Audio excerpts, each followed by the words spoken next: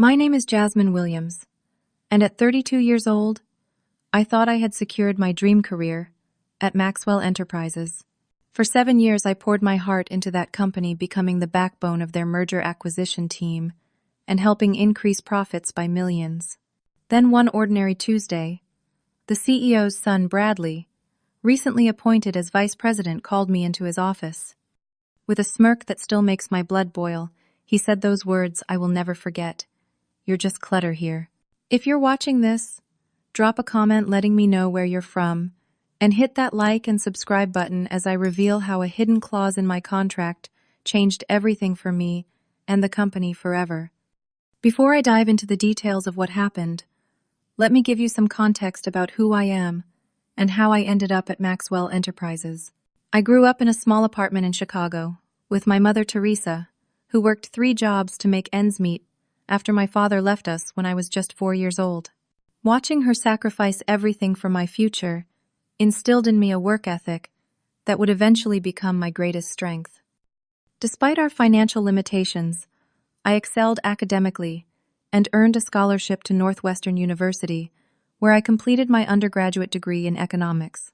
Determined to break into the financial world, I worked nights at a local diner to save enough money for graduate school. 2 years later, I graduated with a master's in finance from Columbia University, carrying student loans that would take years to repay, but armed with knowledge I was ready to put to good use. My journey to Maxwell Enterprises wasn't planned. I was actually interviewing for a junior analyst position at a different firm when I literally bumped into Robert Maxwell in the elevator. I had spilled coffee on my interview portfolio and was frantically trying to salvage the documents.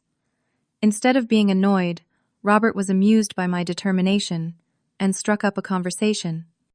When he discovered I had thoroughly researched his company as a potential employer, he handed me his card and suggested I interview with Maxwell Enterprises instead.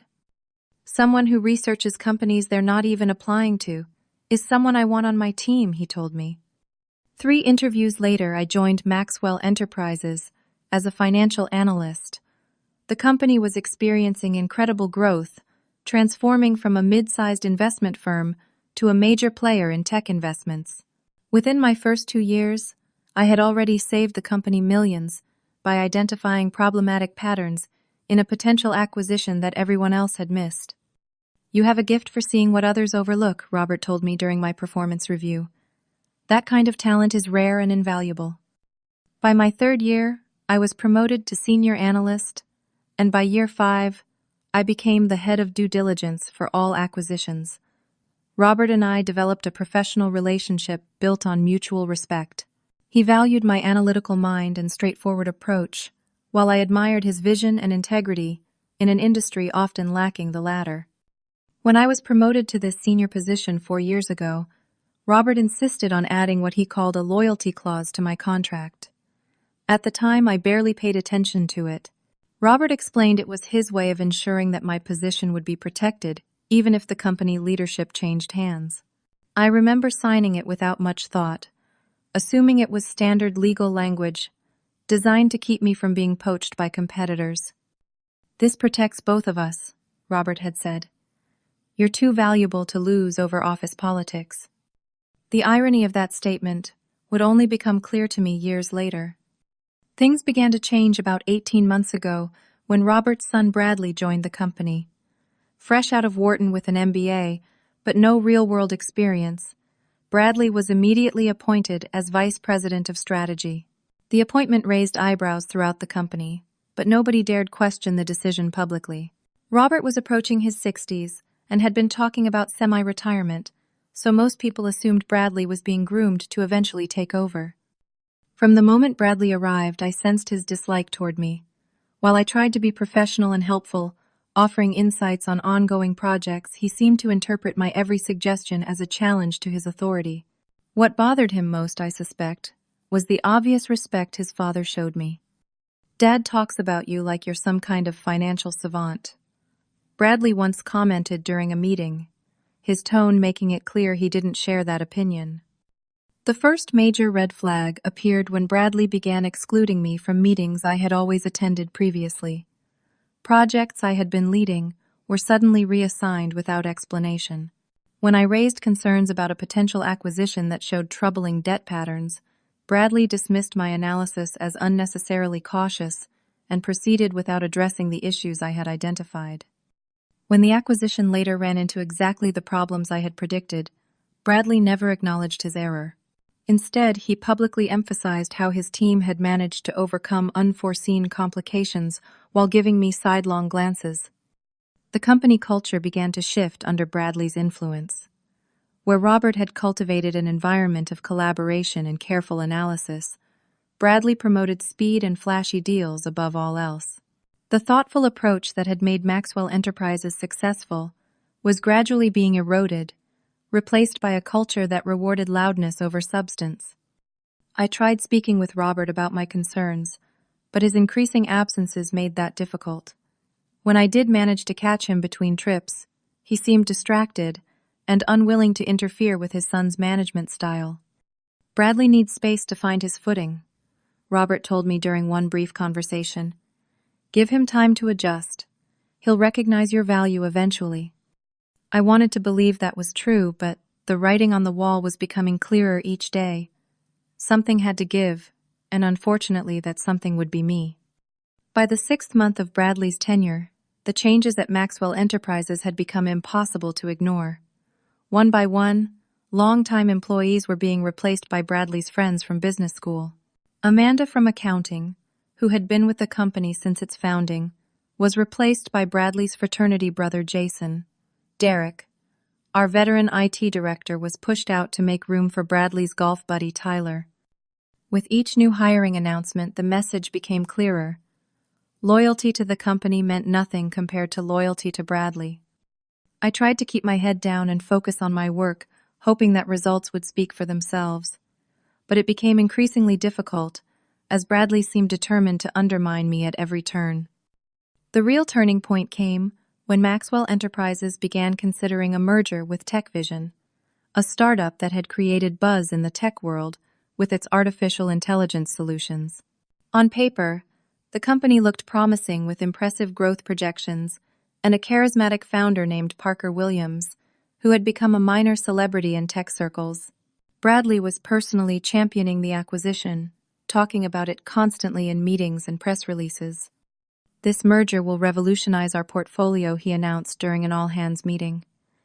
TechVision represents the future, and Maxwell Enterprises will be leading that charge.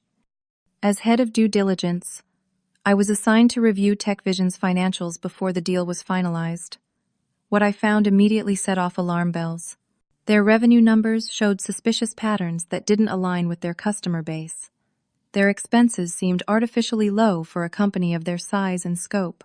Most concerning was a series of shell companies that seemed to be cycling money back into TechVision's accounts, creating the illusion of growth where there might not be any.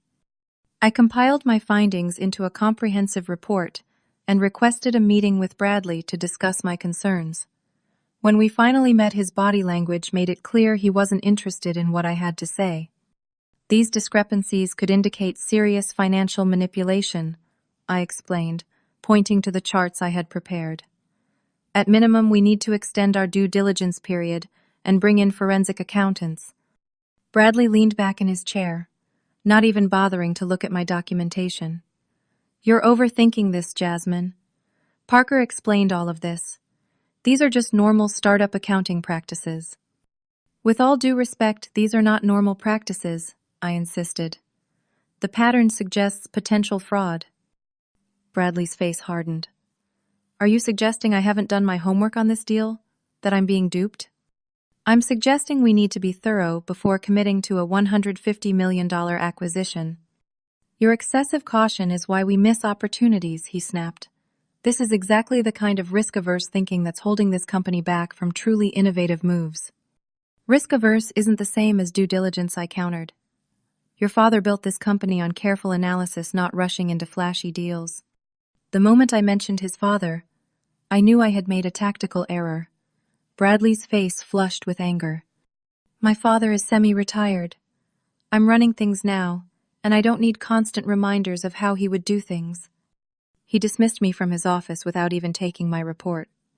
That afternoon I tried calling Robert, but his assistant informed me he was on a 3-week cruise in the Mediterranean with limited communication access. The next day I noticed whispers stopping when I entered rooms.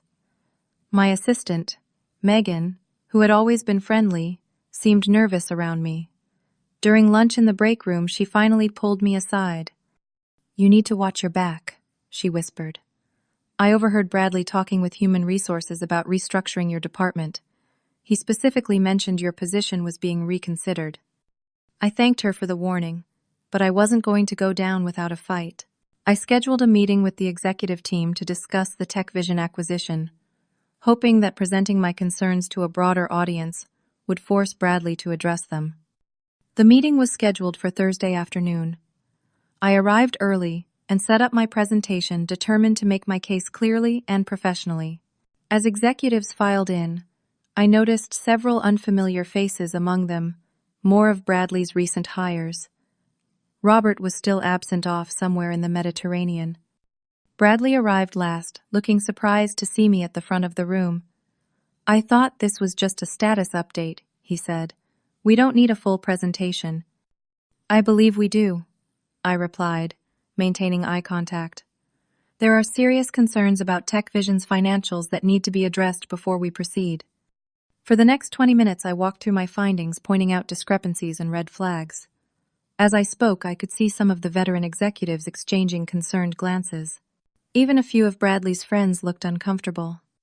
When I finished, there was a moment of silence before Bradley stood up, his face a mask of controlled anger. "What Jasmine has presented represents her personal opinion, not the official position of our due diligence team," he said smoothly. "While I appreciate her thoroughness, I believe she's missing the forest for the trees. TechVision's innovative approach to business is precisely why traditional metrics might not capture their true value." He turned to me, his smile not reaching his eyes. "Jasmine has always been extraordinarily cautious, which served us well in a different era of this company. But we're entering a new phase now, one that requires vision and courage, rather than excessive fear of risk." I tried to interject. "This isn't about fear of risk. The numbers simply don't add up." Bradley spoke over me. "The problem, I think, is resistance to change. Some of our longer-tenured employees struggle to adapt to new paradigms." He looked directly at me. "Perhaps that's something we need to address going forward." The threat was unmistakable. Several executives averted their eyes, unwilling to get involved. The meeting ended with Bradley announcing that the TechVision acquisition would proceed as planned, with a final vote at the board meeting scheduled for the following month. As people filed out, I noticed how many avoided making eye contact with me. Only Sandra Johnson, one of the board members who had been with the company since its early days, stopped briefly by my side. "That took courage," she said quietly before walking away.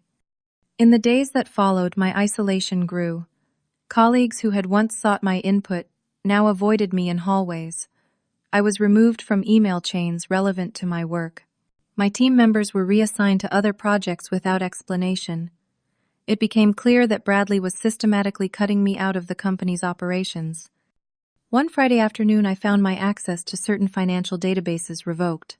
When I called IT to resolve what I assumed was a technical issue, the new IT director, Tyler, awkwardly informed me that access restrictions had been implemented at the direction of senior leadership. That weekend, I sat in my apartment staring at the skyline of Chicago, trying to decide what to do. I had invested 7 years of my life in Maxwell Enterprises. I had believed in the company's mission and values, but those values were changing, and it seemed my days were numbered regardless of what I did next. I decided that if I was going to go down, I would go down, standing for what I knew was right. On Monday morning, I would make one final attempt to protect the company from what I increasingly suspected was a fraudulent acquisition. I had no idea that Monday would bring a confrontation far sooner and more brutal than I had anticipated. Monday morning arrived with a crisp autumn chill in the air. I had spent the weekend preparing additional documentation about TechVision's questionable finances, even uncovering connections between Parker Williams and several previously failed startups with similar patterns of financial presence. Manipulation. I felt prepared for whatever the week might bring, but as it turned out, I wasn't. The first sign that something was wrong came when I tried to enter the building. My security badge, which had worked faithfully for 7 years, triggered a red light instead of the usual green. The security guard, Luis, who normally greeted me by name, looked uncomfortable. "I'm sorry, Miss Williams. Your badge isn't active in the system. There must be some mistake," I said, confused. "Can you call upstairs?" Luis made a call while I waited, increasingly aware of the line forming behind me. After a brief conversation, he looked at me with pity. "Human Resources says you're expected upstairs. They'll provide a temporary visitor badge." My stomach dropped. Being issued a visitor badge to a building I had entered as an employee for 7 years was not a good sign. Still, I maintained my composure, as Luis handed me the visitor badge and directed me to the executive floor. When the elevator doors opened on the 35th floor, I found Hannah Parker from Human Resources waiting for me. Hannah had always been friendly, but today her face was a professional mask. "Good morning, Jasmine," she said, her voice deliberately neutral. "If you'll follow me, please." Instead of leading me to the Human Resources department, Hannah escorted me to Bradley's corner office. She knocked once, before opening the door. Bradley sat behind his massive desk, signature smirk already in place. The morning sunlight streamed through the floor-to-ceiling windows behind him, creating a silhouette effect that I'm sure he had calculated. A box containing what I recognized as my personal items from my desk sat on a chair near the door. "Take a seat, Jasmine," Bradley said, gesturing to the chair across from his desk. "I prefer to stand," I replied, determined not to give him the satisfaction of looking down at me. Bradley shrugged. "Suit yourself. This won't take long anyway." He made a show of opening a folder in front of him. "As you may have guessed, your position at Maxwell Enterprises is being terminated effective immediately." Even though I had suspected this was coming, hearing the words still felt like a physical blow. 7 years of dedication, dismissed in a single sentence. On what grounds, I managed to ask, my voice steadier than I felt. Bradley's smirk widened. "Restructuring. Your role has been deemed redundant in our new organizational structure." Redundant. I'm the head of due diligence for all acquisitions. We're in the middle of the biggest acquisition in company history. "And that acquisition is proceeding smoothly without your unnecessary interference," Bradley countered. "Let's be honest, Jasmine. You're just clutter here." His eyes gleamed with satisfaction as he delivered the line. "Dad might have had a soft spot for you, but this is my company now." I glanced at Hannah, who was staring intently at her tablet, avoiding eye contact. She knew this was wrong, but wasn't going to intervene. "The board approved this termination," I asked, remembering what Sandra had said about my courage during the presentation. A flicker of something crossed Bradley's face. "All necessary approvals have been obtained," he said, which I noticed wasn't a direct answer. "Human Resources has prepared your severance package. It's quite generous considering the circumstances."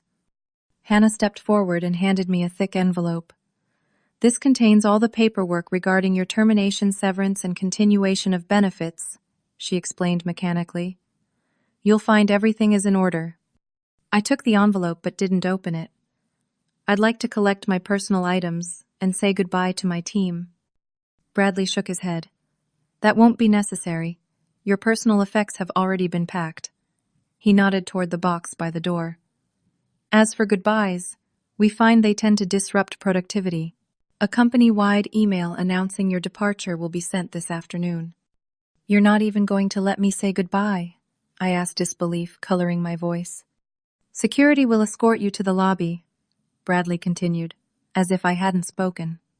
"Your final paycheck will be deposited according to the regular schedule, and of course your non-disclosure agreement remains in effect." He stood up, making it clear the conversation was over. "I wish you the best in your future endeavors, Jasmine." The insincerity of his words made my skin crawl, but I refused to give him the satisfaction of seeing me lose composure. I picked up the box of my belongings, balancing it against my hip. "You're making a mistake, Bradley. Not just with me, but with TechVision. Their financials don't add up." Bradley's smirk hardened into something uglier. The mistake was my father putting so much trust in someone so clearly resistant to innovation. Goodbye, Jasmine. 2 security guards were waiting outside Bradley's office. I recognized one of them, Marco, who had always greeted me warmly in the mornings. Now he couldn't meet my eyes, as he and his colleague escorted me to the elevator. The journey down 35 floors felt endless. Neither guard spoke, and I stood rigidly holding my box of personal items, feeling the eyes of former colleagues on me through the glass walls of the elevator. News traveled fast in the building, and being escorted out by security sent a clear message to everyone cross Bradley Maxwell. And this will be you. When we reached the lobby, Marco finally spoke. I'm sorry about this, Miss Williams. It isn't right. I managed a small smile. Thank you, Marco. Take care of yourself.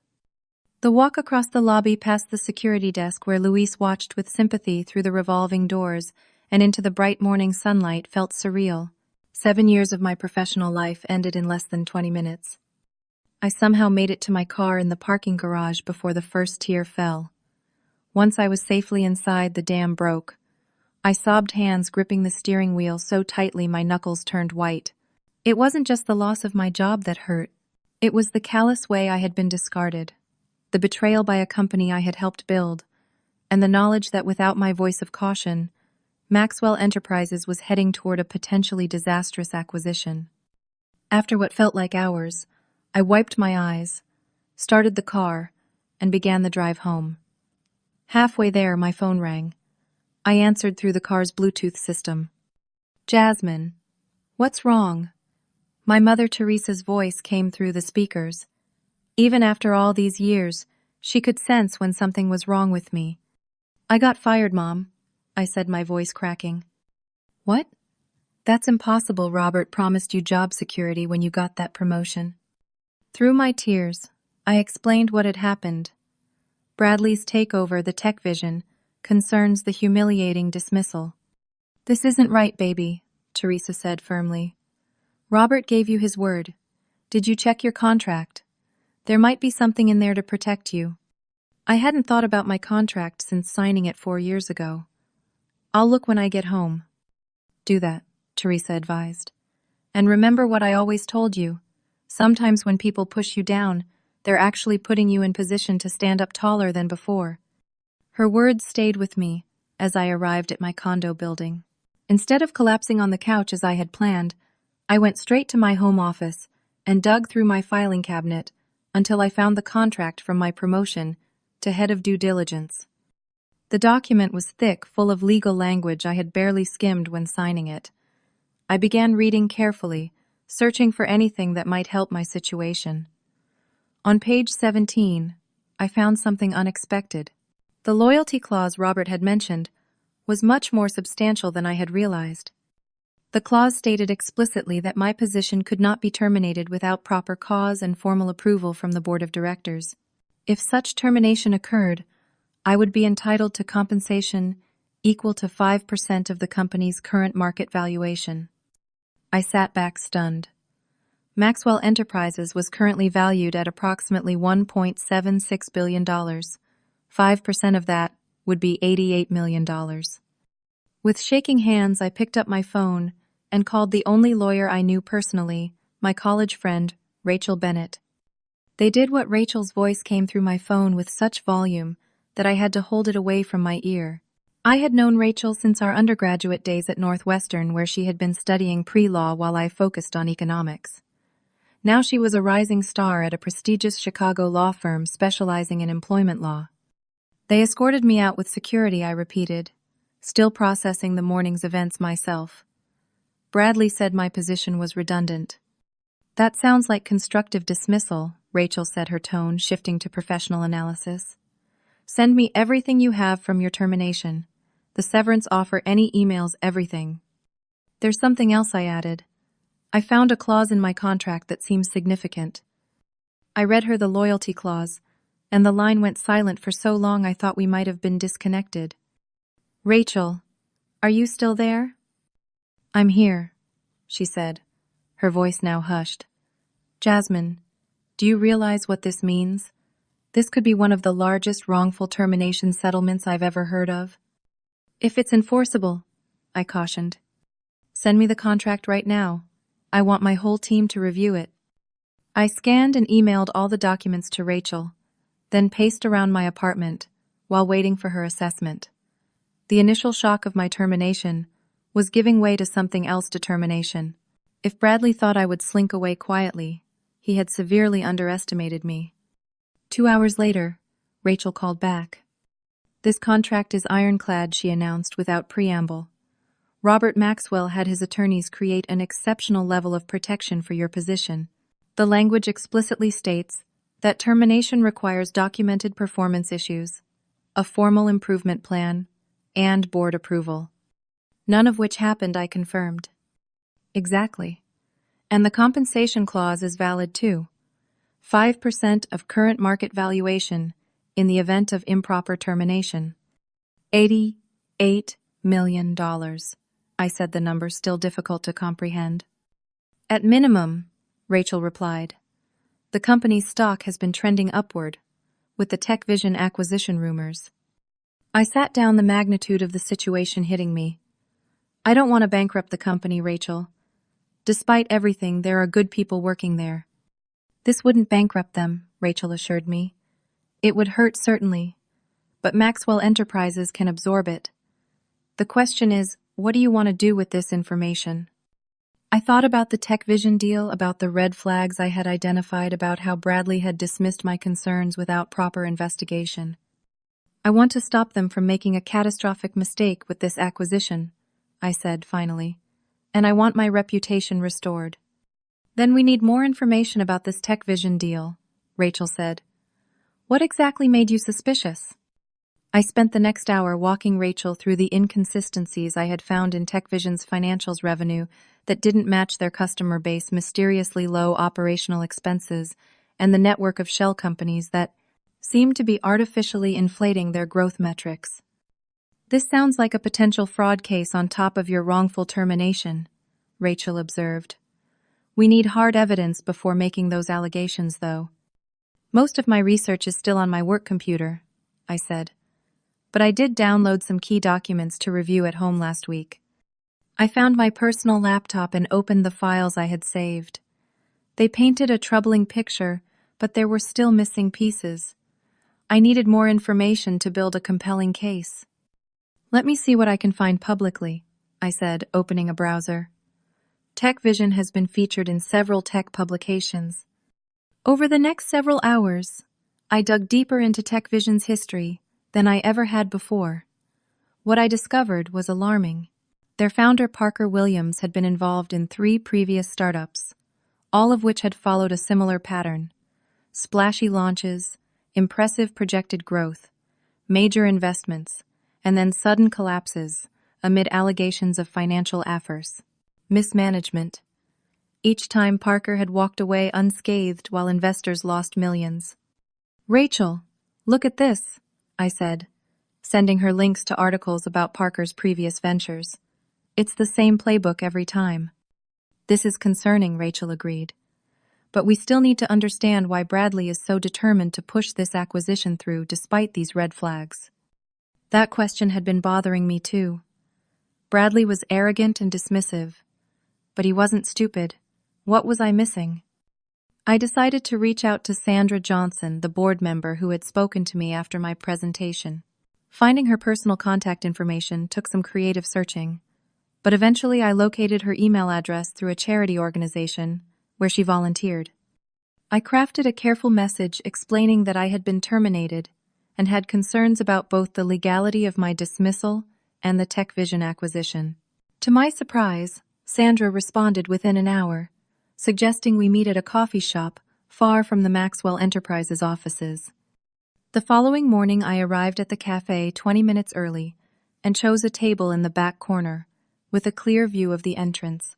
Sandra arrived precisely on time, elegant in a navy pantsuit, her silver hair pulled back in a sleek bun. "Jasmine," she said warmly as she sat down. "I'm so sorry about what happened. The way they handled your departure was shameful." "Thank you for meeting with me," I said, genuinely touched by her support. I need to understand what's happening with the Tech Vision deal. Sandra glanced around before leaning forward. The board never approved your termination, she said quietly. In fact, most of them don't even know you've been let go. Bradley told us you had resigned to pursue other opportunities. This revelation shouldn't have surprised me, but it still did. That's absolutely false. I was escorted out by security. I suspected as much, Sandra nodded. Robert would never have allowed that to happen to you. Unfortunately, he's been increasingly absent, giving Bradley significant latitude. What about the Tech Vision acquisition? Has the board thoroughly reviewed their financials? Sandra sighed. Bradley has been controlling the flow of information. The materials presented to the board paint Tech Vision as a unicorn opportunity that will revolutionize our portfolio. Any concerns have been minimized or attributed to outdated analysis methods. There's something else going on, I said, sharing my recent discoveries about Parker Williams's history. I think Tech Vision may be significantly overvalued, possibly fraudulently so. Sandra looked troubled. The final vote is scheduled for next week's board meeting. If what you're saying is true, we could be walking into a disaster. There's more, I admitted and explained the loyalty clause in my contract. Sandra's eyes widened as I described the potential $88 million liability. Robert always did think several steps ahead, she murmured. He must have anticipated something like this might happen eventually. The question is, what do we do with this information, I asked. Sandra considered for a moment. The board meeting is scheduled for next Friday. All major stakeholders will be present, including Robert, who's flying back specifically for the Tech Vision vote. She met my gaze directly. I think it's time Bradley faces the consequences of his actions, don't you? Together we formulated a plan. Sandra would ensure I had access to the building for the board meeting. Rachel would prepare a legal presentation regarding my contract violation, and I would compile all my evidence about Tech Vision into an irrefutable case. As I left the coffee shop, I felt something I hadn't experienced since being fired hope. Bradley had underestimated me, treating me as an obstacle to be removed rather than a professional worthy of respect. That mistake was about to cost him dearly. Over the next week, I worked tirelessly coordinating with Rachel to prepare our strategy. We decided that we wouldn't immediately demand the full $88 million. That would be our leverage, but our primary goal was to protect Maxwell Enterprises from the Tech Vision fraud and to restore my professional reputation. The night before the board meeting, I barely slept, rehearsing what I would say, anticipating Bradley's counterarguments, and steeling myself for what would undoubtedly be an intense confrontation. By morning, I was exhausted but resolved. Today would determine not just my future, but potentially the future of Maxwell Enterprises itself. Friday morning dawned clear and bright, a beautiful October day that belied the storm I was about to unleash. I dressed carefully in my most professional outfit, a charcoal gray suit that had always given me confidence during important presentations. Rachel arrived at my condo at 8:30, looking every inch the high-powered attorney, in a tailored black suit, carrying a leather portfolio containing all our documentation. "Ready for this?" she asked as we rode the elevator down to the lobby. "As ready as I'll ever be," I replied, smoothing invisible wrinkles from my jacket. We took Rachel's car to the Maxwell Enterprises building, arriving 15 minutes before the scheduled start of the board meeting. My heart raced as we approached the familiar glass and steel structure where I had spent so many years of my career. At the security desk, Luis's eyes widened in recognition. "Miss Williams," he said, clearly surprised to see me. "Good morning, Luis. We're here for the board meeting." Luis looked uncomfortable. "I don't have you on the visitor list, Miss Williams." Before I could respond, Sandra appeared in the lobby, approaching with purposeful strides. "They're with me, Luis. I'm escorting them to the meeting personally." Luis hesitated, then nodded. "Yes, Miss Johnson." As we walked toward the elevator, Sandra spoke in a low voice. "Bradley instructed security not to admit you under any circumstances. Fortunately, as a board member, I can override that." The elevator ride to the 35th floor felt surreal. Just 10 days ago, I had made this same journey in the opposite direction, escorted by security guards carrying a box of my personal belongings. Now I was returning not as a disgraced former employee, but as someone prepared to challenge the company's leadership. The meeting started 5 minutes ago, Sandra informed us. They're discussing preliminary matters before the Tech Vision vote. Your timing will be perfect. Outside the boardroom, Sandra paused. Are you certain about this, Jasmine? Once we walk through those doors, there's no turning back. I took a deep breath. I'm certain. What Bradley did was wrong both to me and potentially to the company. Sandra nodded and pushed open the heavy wooden doors. The Maxwell Enterprises boardroom was impressive, a long mahogany table surrounded by leather chairs, floor-to-ceiling windows, offering a panoramic view of Chicago and state-of-the-art presentation equipment. Around the table sat 12 people, the 9 board members, Bradley, the company's general counsel, William Baker, and Parker Williams, CEO of Tech Vision. All conversation ceased as we entered. Bradley, who had been standing at the head of the table mid-presentation, froze mid-sentence. His face registered shock, then anger as he recognized me. What is the meaning of this interruption? He demanded, looking at Sandra. We're in the middle of a board meeting. I've invited Jasmine and her attorney to address the board on a matter of urgent importance, Sandra replied calmly. Her attorney Bradley's voice rose. This is completely inappropriate. Security. Before you call security, Rachel stepped forward. I suggest you consider the legal implications of refusing to hear evidence of contract violations and potential fraud.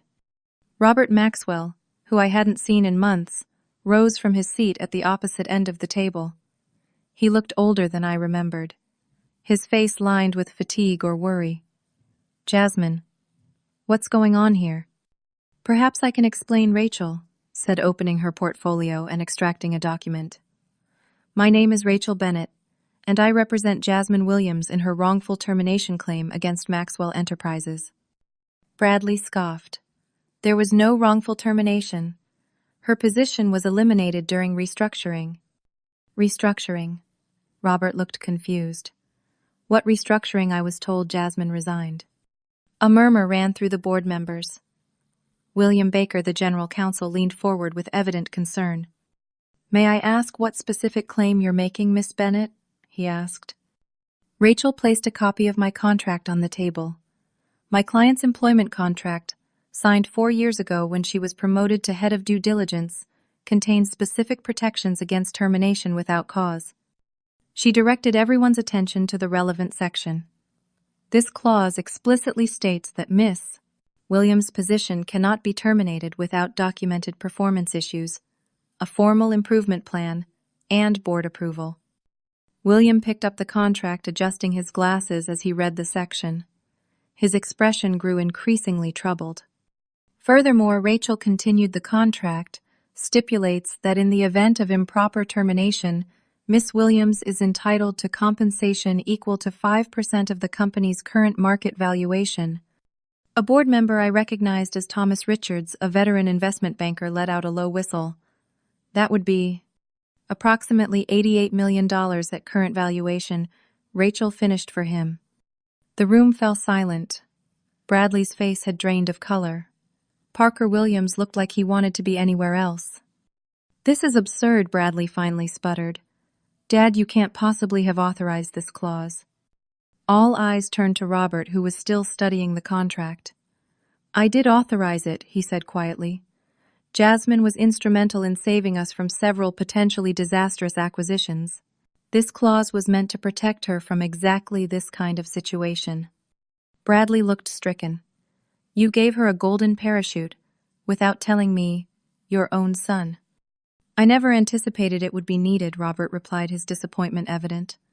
I certainly never imagined you would fire her without consulting the board, especially not while I was away. William Baker cleared his throat. If this clause is as described, the company faces significant liability. He looked at Bradley. Was the board consulted before Miss Williams' termination? The uncomfortable silence that followed was answer enough. Sandra spoke up. As a board member, I can confirm we were told Miss Williams had resigned. We were never asked to approve her termination. This is just a misunderstanding, Bradley insisted, though his voice lacked conviction. A simple administrative oversight that can be rectified. There's more, I said, speaking for the first time since entering the room. All eyes turned to me. I was terminated immediately after raising serious concerns about the TechVision acquisition, concerns that were dismissed without proper investigation. Parker Williams shifted uncomfortably in his seat as I distributed copies of my analysis to everyone at the table. TechVision's financials show multiple red flags indicating potential fraud. I explained, walking them through the discrepancies I had identified, the mismatched revenue figures, the artificially low expenses, and the network of shell companies. Furthermore, I continued, this isn't the first time Parker Williams has been involved in such a situation.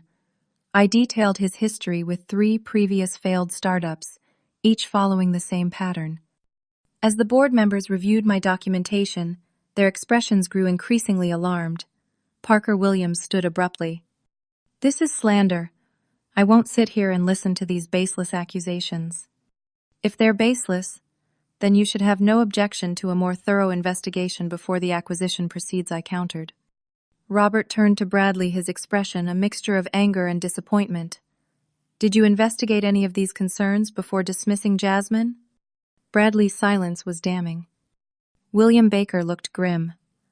Given these revelations, I strongly advise postponing the TechVision vote until we can conduct an independent audit. That's not necessary, Bradley insisted. Parker has explained all these discrepancies. They're just using unconventional accounting methods because they're a cutting-edge startup. Actually, Thomas Richards interjected as someone who's evaluated hundreds of startups.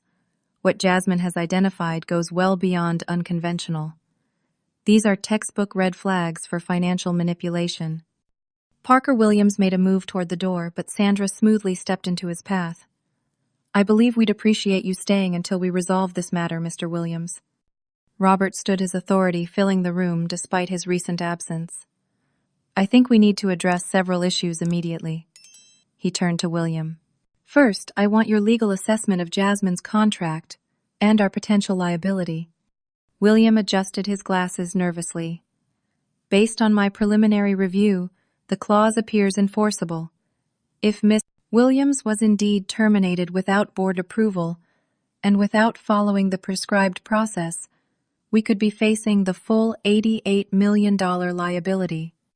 A collective intake of breath filled the room. Bradley looked physically ill. Second, Robert continued, I want an emergency executive session of the board to discuss both the TechVision acquisition and Bradley's actions regarding Jasmine's termination. He turned to Parker Williams. Mr. Williams, I apologize, but I must ask you to leave while we conduct this session. Parker looked like he wanted to object but thought better of it. With a final glare in my direction, he exited the boardroom. Jasmine, Rachel, Robert addressed us. Would you mind waiting outside while we deliberate? I promise this won't take long. We nodded and left the boardroom, finding seats in the adjacent waiting area. Through the glass walls, we could see animated discussion with Robert doing most of the talking, while Bradley sat with his head in his hands. I think they're taking this seriously, Rachel observed. They should, I replied. $88 million tends to focus the mind. The waiting area outside the boardroom had become painfully familiar over the past 45 minutes. Rachel and I sat in tense silence occasionally, catching glimpses of the heated discussion continuing behind the glass walls.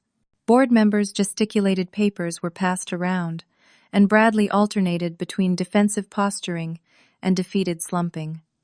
The door finally opened, and Parker Williams emerged, his face flushed with anger.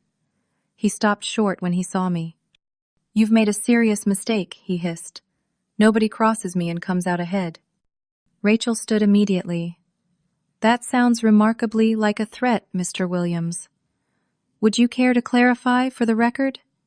Parker's jaw tightened, but he said nothing further, storming toward the elevator instead. Moments later, Bradley appeared in the doorway, his usual confidence noticeably absent. The board is taking a brief recess, he announced stiffly. They've asked to speak with you separately, Jasmine. I exchanged glances with Rachel, who nodded encouragingly. I'll be right here, she assured me. As Bradley and I walked toward a small conference room, an uncomfortable silence stretched between us. Finally, he spoke in a low voice. You've really done it now, he said. Are you happy? You might have just tanked a deal that could have transformed this company. A fraudulent deal that could have destroyed this company. I corrected him. That's what you're not seeing, Bradley. I never wanted to harm Maxwell Enterprises. I've always tried to protect it even from its own leadership when necessary. How noble, he sneered, but the effect was diminished by the visible anxiety in his expression. So what's your endgame here? The 88 million? That was never my primary goal, I said, honestly. I wanted the truth to come out both about my termination and about TechVision. We reached the conference room where Bradley gestured for me to enter. Well, congratulations. You've certainly accomplished that. With that parting shot, he left me alone in the room. A few minutes later, Robert entered looking tired but resolute. He sat across from me, studying my face before speaking. First, let me apologize, Jasmine. What happened to you was unacceptable and completely contrary to the values I've tried to instill in this company. Thank you, I said, genuinely appreciating his acknowledgement. The board is still deliberating, but I wanted to speak with you privately first. Robert folded his hands on the table. Your analysis of TechVision was spot on. We've already contacted forensic accountants to begin a thorough investigation, and based on their preliminary findings, we've suspended all acquisition talks. Relief washed over me. That's good to hear. As for your termination, Robert continued, there's no question it violated both company policy and your specific contract terms. The board recognizes our liability. He leaned forward. However, before we proceed with formal decisions, I wanted to ask, what outcome are you hoping for? Jasmine. I had given this question considerable thought over the past week. I don't want to damage the company, Robert. Despite everything that's happened, I still care about Maxwell Enterprises and the people who work there. I know you do, Robert said, with a sad smile. That's part of why this situation is so troubling. What I want is accountability, I continued. Bradley needs to face consequences for his actions both toward me and in pushing the TechVision deal despite clear warning signs. Robert nodded slowly. That's already being addressed. And the $88 million question? I took a deep breath. I don't need the full amount. What I want is recognition of the wrong that was done, appropriate compensation for the damage to my career, and structural changes to prevent something like this from happening again. Robert looked relieved but curious. What kind of structural changes? Better oversight of executive decisions, more transparent due diligence processes, and protection for employees who raise legitimate concerns about company actions. Those are reasonable requests, Robert acknowledged, and specific compensation. I'll leave that to the negotiations between Rachel and your legal team, I said. But I'm more interested in finding a path forward than in punishing the company. Robert stood and extended his hand. Thank you for your candor, Jasmine. I think we can find a resolution that serves justice without harming the company you've helped build. When we returned to the boardroom, all eyes turned to us. Rachel gave me a questioning look, and I nodded reassuringly. The board has reached several preliminary decisions, Robert announced, taking his place at the head of the table. First, the TechVision acquisition is officially on hold pending a full investigation. Based on Jasmine's analysis and our initial verification, we believe there are significant misrepresentations in their financial reporting. Bradley started to object, but Robert silenced him with a look. Second, regarding Jasmine's termination, the board acknowledges that proper procedures were not followed and that her contract terms were violated. William Baker, the general counsel, spoke up. We propose entering into settlement negotiations immediately to resolve this matter without protracted litigation. Rachel nodded. My client is open to good faith negotiations. Third, Robert continued, effective immediately. Bradley Maxwell is suspended from his duties as Vice President of Strategy pending a full review of his actions regarding both Jasmine's termination and the TechVision acquisition. Bradley's face reddened. Dad, you can't be serious. This is our company. This is my company, Robert corrected firmly. A company built on integrity and careful stewardship principles you seem to have forgotten. The board meeting concluded with a formal resolution to establish an independent committee to investigate both situations. As people began gathering their belongings, news alerts started pinging on multiple phones around the table. Someone had leaked information about the halted acquisition and Bradley's suspension. Maxwell Enterprises stock is already responding, Thomas Richards noted, checking his phone.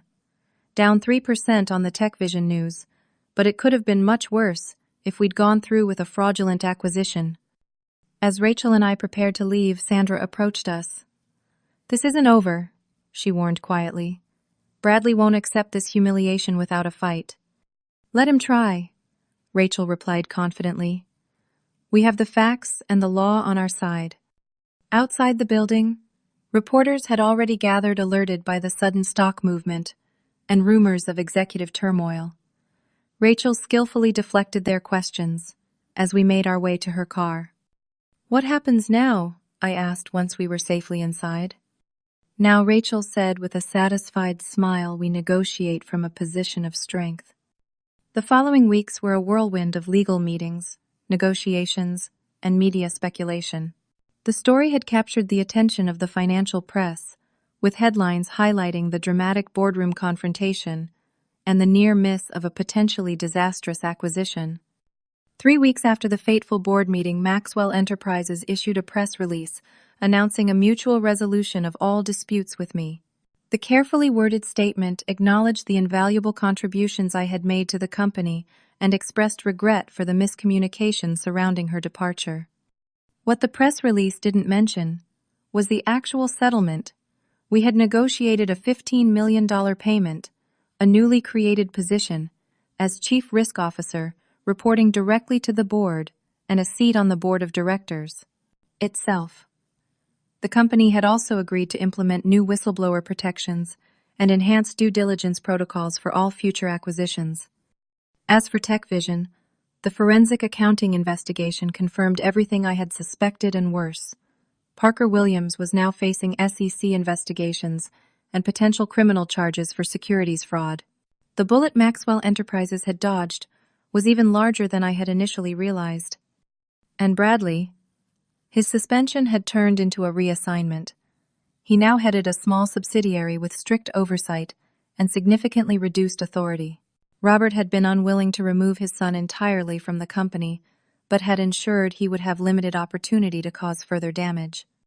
The ordeal had been painful, but as I prepared for my first day in my new role, I couldn't help but feel a sense of vindication. I had stood my ground, fought for what was right, and emerged stronger for it. 2 months after the dramatic board meeting that changed everything, I found myself standing in front of the mirror in my condo adjusting the lapel of my new suit. Today marked my first official board meeting as both Chief Risk Officer and a member of the Board of Directors. The face looking back at me showed subtle changes.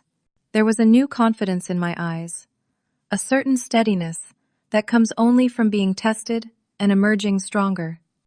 The settlement had been finalized 3 weeks ago after intense negotiations.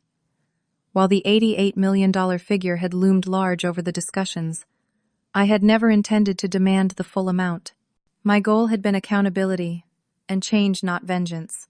In the end, we settled on a package that satisfied both parties, a $15 million settlement, my new dual role in the company, and significant structural reforms to Maxwell Enterprises' governance. The money itself felt almost secondary to the vindication. After taxes, I had used a portion to pay off my student loans, and my mother's mortgage invested the majority for retirement, and donated a substantial amount to a nonprofit that helped first-generation college students navigate the financial world. Financial security was liberating, but what meant more was having my professional judgment validated. As I drove to the Maxwell Enterprises headquarters, I reflected on the whirlwind of changes that had occurred since that confrontation. the Tech Vision deal had ultimately been completely restructured. Once our forensic accountants exposed the financial manipulation, Parker Williams had been forced out by Tech Vision's board. Under new leadership and with a much more realistic valuation, we had acquired a 40% stake in the company, rather than purchasing it outright. The technology was indeed promising. It had simply been buried under layers of financial deception and hype. Walking into the building felt different now. Luis at security greeted me with a warm smile and a respectful, "Good morning, Director Williams." The elevator ride to the executive floor no longer filled me with anxiety, but with purpose. I had earned my place here not just once, but twice. The boardroom was already half full when I arrived. Sandra Johnson waved me over to the seat beside her. "Ready for your first meeting on this side of the table?" she asked. "As ready as I'll ever be," I replied, setting down my portfolio. Robert Maxwell arrived a few minutes later, nodding in my direction with what seemed like genuine approval. Our relationship had evolved into something new, not the former mentor divided by protege dynamic, but a more equal partnership based on mutual respect. Bradley was conspicuously absent from the board meeting, as he had been reassigned to head a small subsidiary focused on early-stage investments. The role kept him within the company, but with significant oversight and limited authority.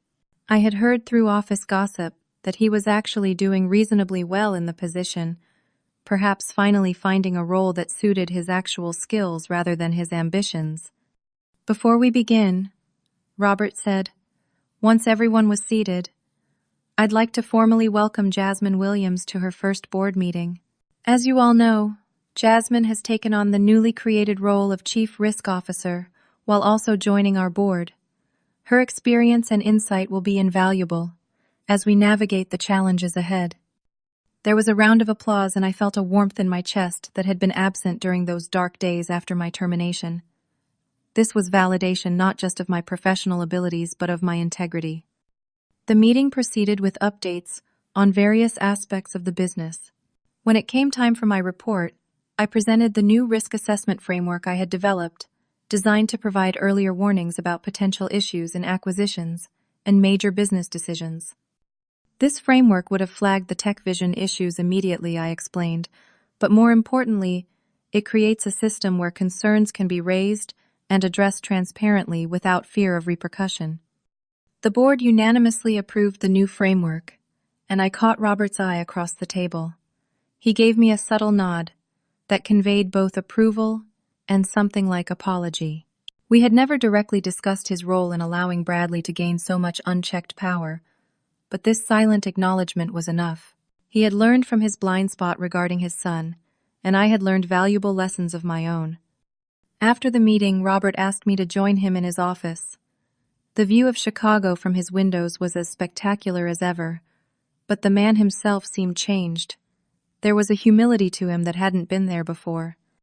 "You've done remarkable work with the risk framework, Jasmine," he said, gesturing for me to take a seat.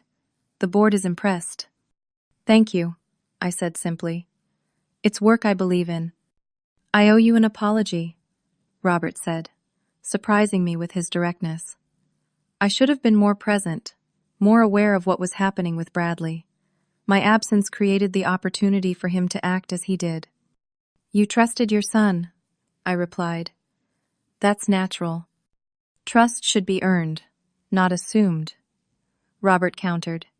"Even with family. Perhaps especially with family." He looked out at the city for a moment before continuing.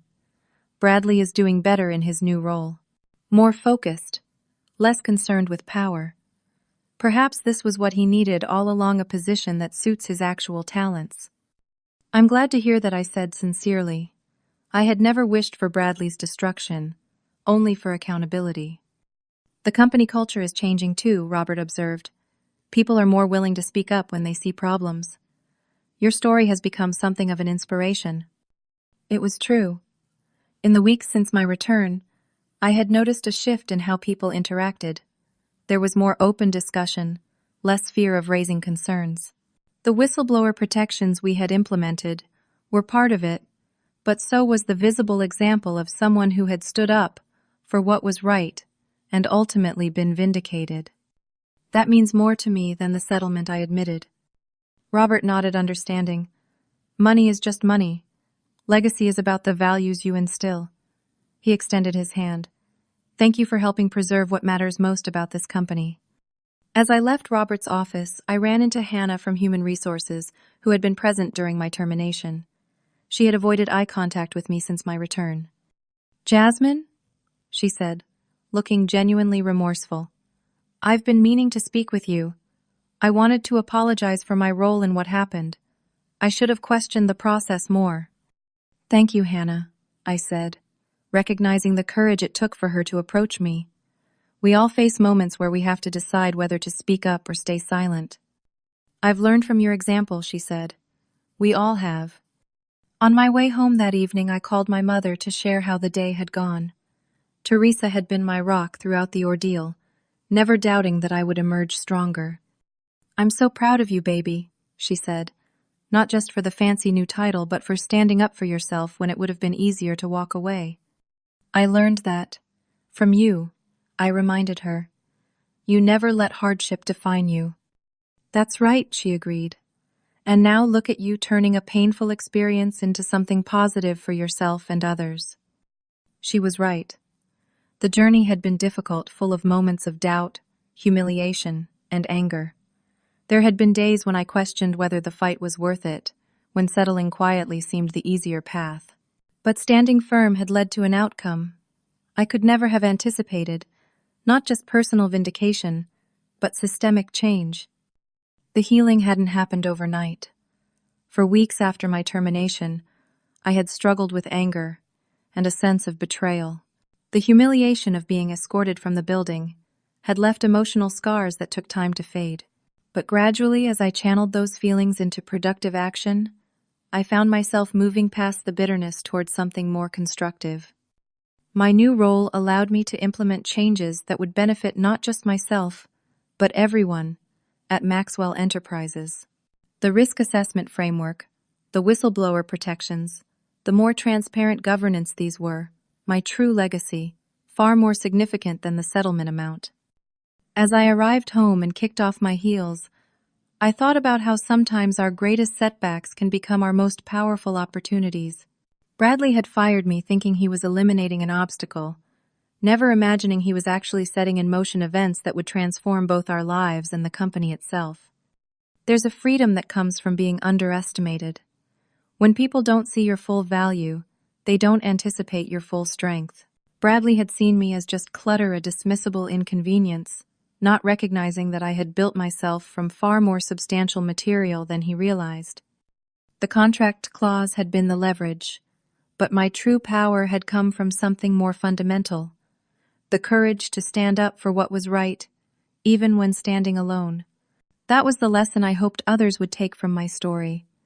Your value isn't determined by how others treat you, but by how firmly you hold to your principles when those principles are tested. Sometimes life pushes you down only to position you to stand up taller than before. What looks like an ending might actually be the beginning of something far better than you could have imagined. The key is to never let someone else's perception of your worth define your own sense of value. Have you ever been underestimated and found it to be your greatest advantage? Share your story in the comments below. And if this tale of standing up to corporate injustice resonated with you, please hit that like button and subscribe for more stories of resilience and triumph. Remember that sometimes your greatest power comes when others least expect it. Thank you for listening, and may you always know your true worth, no matter what challenges come your way.